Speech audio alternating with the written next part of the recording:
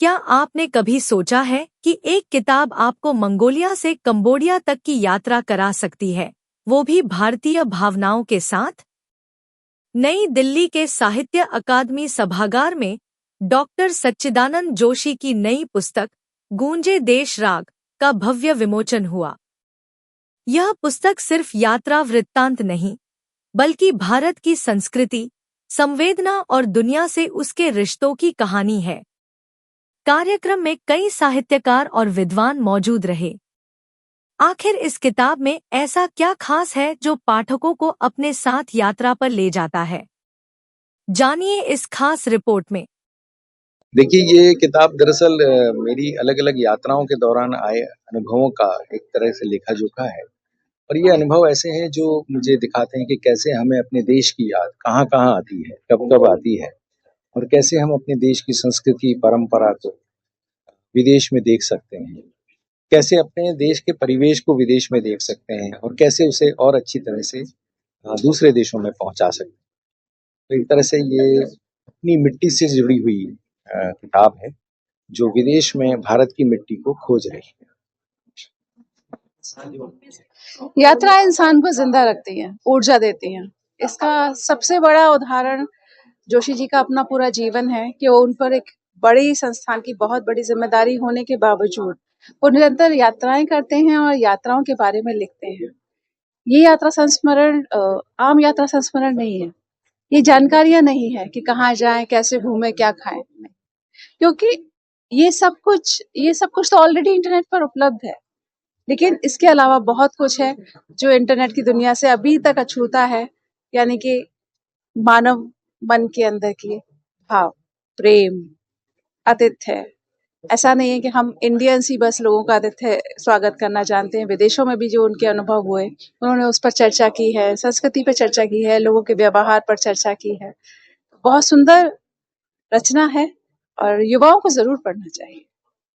Ma'am, आप खुद घूमते भी हैं और आपके नाम के साथ तो लोग जिक्र होता है जी, तो ये बताइए कि घूमने में जो प्लेसेस हैं जो घूमना चाहिए तो कम से कम सबसे ज्यादा फेवरेट प्लेस कौन सा रहा जहां आपको बार बार जाने के लिए आपका दिल कहता है कि दोबारा जाना? कश्मीर।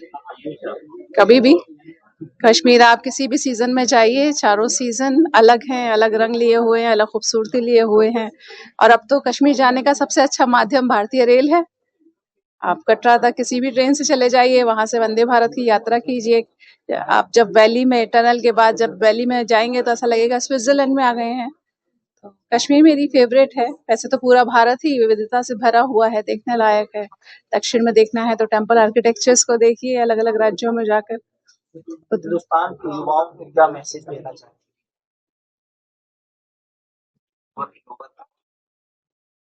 मैं कहना चाहूंगी, सैर कर दुनिया की गाफिल जिंदगानी फिर कहाँ।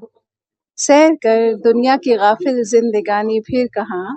जिंदगानी कर रही तो नौजवानी फिर कहाँ। देखिए, सबसे पहले तो ये किताब युवाओं को पढ़नी चाहिए कि जीवन जो है किसी बोझ का नाम नहीं है और यात्राएं योजना बनाकर की जाने वाली कोई वस्तु नहीं है। ये जीवन को खिलाड़ी भाव से स्वीकार करने और लेखन को भी उसी स्पृहा से बरतने की कोशिश का नाम है गूंजे देश राग। यानी एक स्पोर्ट्समैन, एक क्रिकेट का खिलाड़ी, एक हॉकी का खिलाड़ी, एक कबड्डी खेलने वाला, एक पहलवान जैसे अपने खेल में कभी जीतता और कभी हारता है और सामने कोई अन्य तैयार नहीं करता, उसके जैसा ही खिलाड़ी उसके साथ होता है।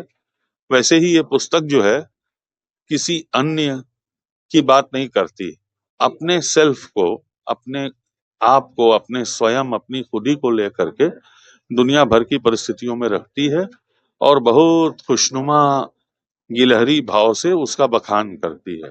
तो जीवन के उत्सव तत्व की प्रतिष्ठा के लिए इस किताब को पढ़ा जाना चाहिए। ये किताब बहुत लोकतांत्रिक है, बहुत जोखिम उठाने वाली है, बहुत सरल है, बहुत सादा है और तत्काल समझ में आ जाने वाली है। तो वो लोग जो यात्रा वर्णन करना चाहते हैं लिखना चाहते हैं, लेखक बनना चाहते हैं, वो इसको पढ़ के अपनी लेखनी का रियाज़ कर सकते हैं।